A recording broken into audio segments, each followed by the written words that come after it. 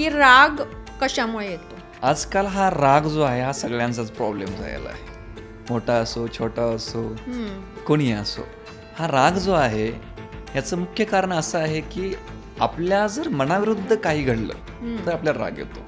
याच्यामध्ये विशेषतः वैयक्तिक लेवलला राग जास्त येतो की आपल्याला वाटत असतं की आपण सांगितलेलं असतं की हे असं करू नको, ते तसं करू नको, तू असं वागलं पाहिजे, तू तसं राहिलं पाहिजे, तू असं केलं पाहिजे, तसं केलं पाहिजे, आणि सांगूनही ज्यावेळेस व्यक्ती ऐकत नाही त्यावेळेस मात्र आपल्या रागाचा पारा वाढत जातो. इरिटेशन. हां, तर याच्यामध्ये जो हिटलर भाव तुमच्या मनामध्ये आहे हा तुमच्या रागाचा मूळ कारण हिटलर आहे. भाव याविषयी तुम्ही काय सांगू शकता? हिटलर भाव म्हणजे माझ्या मनानुसारच सगळं झालं पाहिजे. बरोबर म्हणजे तुम्ही एका घरामध्ये राहताय पण तुम्ही हिटलरसारखे राहताय. बरोबर. तुम्ही एक कुटुंबामध्ये एक सहचारी किंवा एक सहकार्य करणारा व्यक्ती म्हणून नाही राहत आहे बरोबर. की तुमच्या म्हणण्याप्रमाणे सगळं चाललं पाहिजे. ऑफिसमध्ये राहताय तुमच्या म्हणण्याप्रमाणे सगळं चाललं पाहिजे.